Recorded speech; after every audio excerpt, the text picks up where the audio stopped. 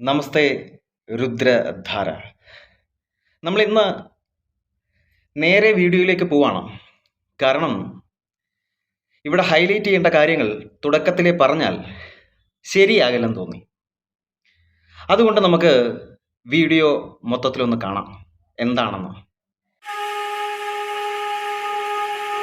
നമ്മൾ ഇന്ന് പറയുന്നത് ആർത്തവ സമയത്ത് ചെയ്യാൻ പാടില്ലാത്ത കാര്യങ്ങളെക്കുറിച്ചാണ്. ആർത്തവം എന്ന് പറഞ്ഞു തുടങ്ങുമ്പോൾ തന്നെ കുറച്ച് വിവാദങ്ങളൊക്കെ ഉണ്ടായ ഒരുപാട് സംഭവങ്ങൾ നമ്മുടെ നാട്ടിലുണ്ട്. അപ്പോൾ അതുകൊണ്ട് തന്നെ എന്താ ആർത്തവം എന്നൊന്ന് പറയണ്ടേ? എന്താ അതിൻ്റെ പിന്നിൽ അങ്ങനെ ഒരു വിശ്വാസം എന്താണ്? നമ്മൾ ഒരിക്കലും ചെയ്യാൻ പാടില്ലാത്ത ഒരു കാര്യം ആ സമയത്ത്, ഇതൊക്കെ നമ്മൾ അറിയേണ്ട എന്താണ്? ആദ്യം തന്നെ നമ്മൾ പറയുന്നു ആർത്തവം ഉള്ള സ്ത്രീ പാപിയാണ്. അത് ഒരു ശരിയായ രീതിയാണോ അങ്ങനെ പറയുന്നത്? ഒരു പരിധി വരെ അല്ലേ? പക്ഷെ ഇതൊരു അവസ്ഥയാണ്. അത് ഞാൻ ഏറ്റവും അവസാനം പറയാം. ആർത്തവത്തെക്കുറിച്ച് 2 കഥകളാണ് പുരാണത്തിൽ പ്രതിപാദിക്കുന്നത്. ഒന്ന്, പാലാഴി മഥന സമയത്ത് നിങ്ങൾക്കറിയാം ഒരുപാട് വിലപിടിപ്പുള്ള വസ്തുക്കൾ വന്നു. രത്നങ്ങളും വൈഡൂര്യവും അങ്ങനെയൊക്കെ ഒത്തിരി സംഭവങ്ങൾ വന്നു. ആ കൂട്ടത്തിൽ കാളകൂടവും വന്നിട്ടുണ്ട്. ആ കൂട്ടത്തിൽ വന്ന ഒരാളാണ് ജ്യേഷ്ഠാ ഭഗവതി അഥവാ മൂദേവി. അപ്പം എല്ലാവരും കൊണ്ടുപോയി. പക്ഷെ ഇതിനെ ഉൾക്കൊള്ളാൻ ആരുമില്ലായിരുന്നു. ശിവൻ ഉൾക്കൊണ്ടു എന്തിനെ? കാളകൂടത്തിനെ. പക്ഷേ ഈ ജ്യേഷ്ഠാ ഭഗവതി പരമേശ്വര സ്വാമിയോട് ചോദിച്ചു, അതേ സ്വാമി, എല്ലാവരും എല്ലാം കൊണ്ടുപോയി, എന്നെ മാത്രം ആരും കൊണ്ടുപോയില്ല. അപ്പോൾ കുറച്ചു നേരം ഭഗവാൻ ആലോചിച്ചിട്ട് പറഞ്ഞേ, ശരി, നിനക്ക് ഞാൻ 3 സ്ഥലം തരാം. അതേതാ നിനക്ക് ഇഷ്ടമെന്ന് തോന്നുന്നത് അവിടെ കയറിക്കോ. അഥവാ ഇനി അതെല്ലാം 3ലും പോകണമെങ്കിൽ 3ലും പോവാം. 3 സ്ഥലങ്ങൾ ഏതൊക്കെയാണ്? ഒന്ന്, സന്ധ്യയ്ക്ക് മുന്നേ അടിതളിയില്ലാത്ത വീടുകൾ എന്ന് വെച്ചാൽ വൃത്തിഹീനമായ ചുറ്റുപാടുള്ള സ്ഥലം, അവിടെ നിനക്ക് അധിവസിക്കാം. 2, രാത്രിയിൽ തൈര് കഴിക്കുന്നവൻ്റെ ഒപ്പം.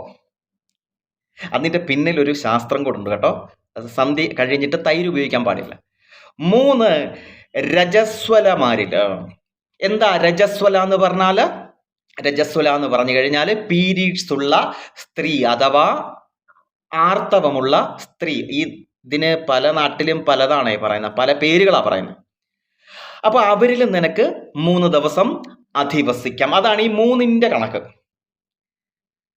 ഇതൊരു കഥ. നിനക്ക് ഇതിനകത്ത് ഏന്ന് തിരഞ്ഞെടുക്കാം. അതെല്ലാം 3ലും പോകണം, 3ലും പോയിക്കോ. ഇതൊരു കണക്ക്. രണ്ടാമത്തെ ഒരു കഥയും കൂടെ പറയാം. നമ്മുടെ ഇന്ദ്രദേവൻ നടത്തിയ ഒരു ബ്രഹ്മഹത്യാ പാപം ഉണ്ടായിരുന്നു, വിശ്വരൂപ വധവുമായിട്ട് ബന്ധപ്പെട്ടിട്ട്. ആ ഒരു ബ്രഹ്മഹത്യ, ആ ഒരു പാപം തീർക്കാൻ വേണ്ടിയിട്ട് ആ ബ്രഹ്മഹത്യ പാപത്തിനെ 4 വിഭജിച്ചു 4 പേർക്ക് കൊടുത്തു. അതൊന്ന് വൃക്ഷത്തിന്, 2 ഭൂമിക്ക്, 3 ജലത്തിന് അഥവാ വെള്ളത്തിന്, 4 രജസ്വലയ്ക്ക് അഥവാ ആർത്തവ സ്ത്രീക്ക്. ഇതാണ് മറ്റൊരു കഥ. ഈ കഥയിൽ ഇതിനൊരു കണക്ഷൻ കൂടിയുണ്ട്. ഈ കഥയിൽ വൃക്ഷത്തിൽ കറയായും ഈ ബ്രഹ്മഹത്യാ പാപം കറയായും, ഭൂമിയിൽ ചളിപ്പായും അഥവാ തൊളി എന്നൊക്കെ നമ്മൾ പറയാറുണ്ട് അല്ലേ? പല സ്ഥലങ്ങളിലും അതിന് പല പേരാ ഉള്ളത്. ചളിപ്പെന്നൊക്കെ പറയത്തില്ലേ? അതായും, ജലത്തിലെ നുരയായും, രജസ്വലയിലെ അല്ലെങ്കിൽ സ്ത്രീകളിലെ ആർത്തവമായും വന്നു. ഇത് തമ്മിലൊരു കണക്ഷൻ ഉണ്ടായെന്ന് ഇപ്പൊ തോന്നില്ല? ഈ 4 സംഭവങ്ങളും തമ്മിൽ. യെസ്. അപ്പൊ അത് ആ ഒരു ബ്രഹ്മഹത്യ പാപമായിട്ടും അതിനെ കണക്കാക്കുന്നു. ഇനി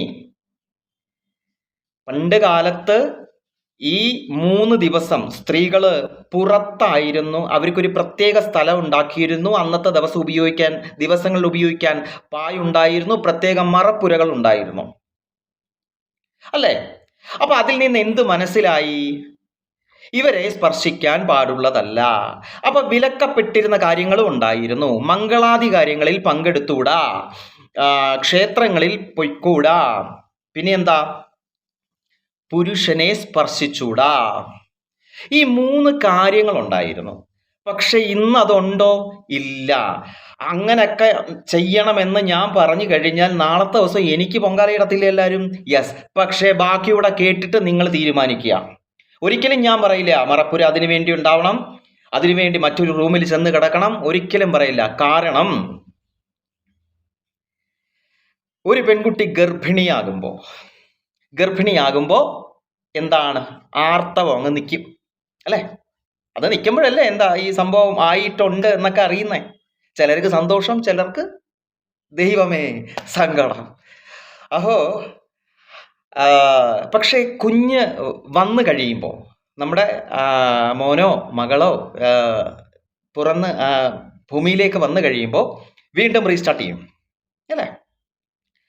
അപ്പോൾ അങ്ങനെ റീസ്റ്റാർട്ട് ചെയ്ത് കഴിയുമ്പോഴത്തേക്ക് വീണ്ടും ഇവർക്ക് ഇങ്ങനെ ഈ ആർത്തവം ഇങ്ങനെ വന്നുകൊണ്ടിരിക്കുമല്ലോ. അപ്പോൾ കുഞ്ഞ് ആരുടെ കൂടെ കിടക്കണ്ടേ? അമ്മയുടെ കൂടെ.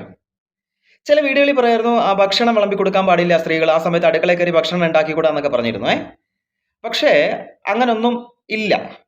കാരണം അങ്ങനെയെങ്കിൽ കുഞ്ഞിന് പാല് കൊടുക്കാൻ പറ്റില്ല. ആ 3 ദിവസം കൊച്ചിന് പാല് കൊടുക്കാതിരിക്കാൻ പറ്റുമോ? ഇല്ല. ഇന്നത്തെ പോലെ ലാക്ടോജൻ ഒന്നും അന്നില്ല. ഉണ്ടെങ്കിൽ അത് അങ്ങനെ ചെയ്യുന്ന പാപമല്ല കുട്ടിക്ക് പാല് കൊടുക്കാതിരിക്കുക. പക്ഷെ ഒരു കാര്യമുണ്ട് അതിനകത്ത്. ഒരു കാരണവശാലും രക്തം കുഞ്ഞിന്റെ മേളിൽ പതിക്കാൻ തൊടാൻ പാടില്ല. ഏത് രക്തം? ആർത്തവ രക്തം. അപ്പൊ അടുത്ത ചോദ്യം ചോദിക്കും, നിങ്ങളും വന്ന വഴി അതൊക്കെ അല്ലേ? ഞാൻ വന്നപ്പോഴാണെങ്കിലും ആര് വന്നപ്പോഴാണെങ്കിലും ഈ രക്തമല്ല അവിടെ ഉള്ളത്. അതുകൂടെ മനസ്സിലാക്കണം. ഇതൊരു സയൻസ് ആണ്, ഇതുകൂടെ മനസ്സിലാക്കണം. അപ്പൊ ഇത് ആയിട്ട് ബന്ധപ്പെട്ട് ഇതൊരിക്കലും ആ കുഞ്ഞിന്റെ മേളിൽ സ്പർശിച്ചുകൂടാ, ഒരിക്കലും പാടില്ല ഇത്. അപ്പൊ ഈ രക്തം അശുദ്ധിയാണോ എന്നുള്ള കാര്യം മനസ്സിലായി. അപ്പൊ സ്ത്രീയാണോ അശുദ്ധി? അല്ല, സ്ത്രീ അല്ല അശുദ്ധി, ആ രക്തമാണ് അശുദ്ധി. ഇനി ഇത് ഈ രീതിയിൽ പറഞ്ഞു കൊടുക്കുന്നതിന് പണ്ട് കാലത്ത് പറ്റത്തില്ല. ഒരു മകനോട് ഒരമ്മയ്ക്ക് പറയാൻ പറ്റില്ല, ഒരു മകളോട് ഒരമ്മയ്ക്കോ ഒരച്ഛനോ പറയാൻ പറ്റത്തില്ല. ഇത്തിരി പാടാ. പക്ഷെ പറയണം, പറഞ്ഞു മനസ്സിലാക്കണം. മകളെ, നീ മാറിക്കിടക്കാൻ പറയുന്നത് നീ പാപി ആയതുകൊണ്ടല്ല, ആ രക്തം നിന്റെ പുരുഷന്റെ മേളിൽ പെടാതിരിക്കാനാ. ആ സമയത്ത് സെക്സ് ചെയ്യരുത്. ഇൻഫെക്ഷനും മറ്റു കാര്യങ്ങളൊക്കെ മാറ്റിവേ, അതെല്ലാം പോട്ടെ, അതൊന്നും അല്ല. ഇനി പറയാൻ പോകുന്നതാണ് കാര്യം. ആ രക്തം സ്പർശിക്കുന്നവൻ 9 വർഷത്തേക്ക് രക്ഷപ്പെടത്തില്ല. ആ സമയത്ത് ഭോഗിക്കുന്നവൻ യാതൊരു കാരണവശാലും രക്ഷപ്പെട്ട ചരിത്രമില്ല. ഇനി സെക്സ് ചെയ്തുകൊണ്ടിരിക്കുമ്പോഴാണ് ആർത്തവം ഉണ്ടാകുന്നതെങ്കിൽ ആ ബന്ധത്തിൽ വിള്ളലുകൾ ഉണ്ടാകും. ഇത്രയും കാര്യങ്ങളുണ്ട്, നിമിത്തമാണ് ആർത്തവത്തിന്റെ. അപ്പൊ ചോദിക്കും, ഇത്രയും വലിയ അശുദ്ധി എന്തോ ഈ ആർത്തവത്തിന്? ബാക്കിയും കൂടെ ഒന്ന് കേൾക്കണേ. ഒറ്റ കാര്യമുള്ളൂ. പണ്ട് കാലത്ത് നിലവിലുണ്ടായിരുന്ന ആഭിചാരം അഥവാ സ്പെൽസ് എന്ന് പറയുന്ന ഒരു സമ്പ്രദായം ഉണ്ടായിരുന്നു. പൂച്ചയുടെ എല്ലുകളും ആർത്തവ രക്തവും കൂടിയാണ് ഇതിന് ഉപയോഗിച്ചിരുന്നത്. ആർത്തവ രക്തത്തിന് സാധാ രക്തത്തിന്റെ ഗന്ധമല്ല, ആ രൂക്ഷഗന്ധം, അത് ശ്വസിക്കാൻ പോലും പാടില്ല. ചിലർക്കത് മനസ്സിലാവും പെട്ടെന്ന്. അടുത്ത് നിൽക്കുന്ന ഒരു പെൺകുട്ടിക്ക് അങ്ങനെ ഉണ്ടായി. ഒരിക്കലും അവളെ മാറ്റി നിർത്താനല്ല പറയുന്നത്, അവർക്ക് വേണ്ട സഹായങ്ങളെല്ലാം ചെയ്യണം. അത് പുരുഷന്റെ കടമയാണ്. ആ സമയത്തും എന്തൊക്കെ സഹായം ചെയ്യുമോ എല്ലാം ചെയ്യണം. പക്ഷെ അതിനകത്ത് സ്പർശിക്കാൻ പാടില്ലെന്നേ ഉള്ളൂ. ആ പെൺകുട്ടിയെ സ്പർശിക്കുന്നുണ്ട് കുഴപ്പമുണ്ടോ? ഇല്ല, ഒരു പ്രശ്നവും ഇല്ല. കൊച്ചിന് പാല് കൊടുക്കാം എന്നും പറഞ്ഞ് വേറെ ചോദ്യങ്ങളൊന്നും കയറി ചോദിക്കല്ലേ ദേവി ഇത്. അപ്പോ ഇത് എന്ത് ചെയ്യാൻ പാടില്ല? ശരീരത്ത് സ്പർശിക്കാൻ പാടുള്ളതല്ല. ശരിയെങ്കിൽ ഇതിനെ എടുക്കാം. ഞാൻ ഒരിക്കലും പറയത്തില്ല മാറിക്കിടക്കാൻ. ഞാൻ ഒരിക്കലും പറയത്തില്ല പ്രത്യേക റൂമിൽ പോയി കിടക്കാൻ. അടങ്ങി കിടക്കണം എന്നതാണ് ഏറ്റവും പ്രധാനം. മനസ്സിലായല്ലോ? അപ്പൊ ഞാൻ പറഞ്ഞതിന്റെ പൊരുള് വിവാഹം കഴിക്കാൻ പോകുന്നവർക്കും വിവാഹം കഴിച്ചവർക്കും ഒക്കെ മനസ്സിലായി കാണും. ചിലപ്പോൾ അച്ഛനും അമ്മയ്ക്കൊന്നും പറഞ്ഞു കൊടുക്കാൻ പറ്റില്ല. അപ്പൊ അതുകൊണ്ട് എന്താണ്, ഒരു പുരുഷൻ നന്നായിരിക്കണം. ആ കുടുംബത്തിൽ ആ പുരുഷന്റെ കയ്യിലാണല്ലോ അവന്റെ വളർച്ച. അവന്റെ വളർച്ചയാണല്ലോ ആ കുടുംബത്തിന്റെ നിലനിൽപ്പ്. അപ്പൊ ഇതൊരിക്കലും എന്ത് ചെയ്യാൻ പാടില്ല, സ്പർശിക്കാൻ പാടില്ല എന്നുള്ളതേ ഉള്ളൂ. അപ്പൊ ഇനി ചോദിക്കുന്ന ഈ മറ്റേ പറഞ്ഞ കർമ്മത്തിനൊക്കെ ഇത് സ്പർശിച്ചുകൊണ്ടല്ലേ ഇത് എടുത്തുകൊണ്ട് പോന്നേന്ന്. ഈ പറയുന്ന കർമ്മം ചെയ്തവനൊന്നും ഇന്ന് നിലനിൽപ്പില്ല. അതും കൂടെ നമുക്ക് മനസ്സിലാക്കാം.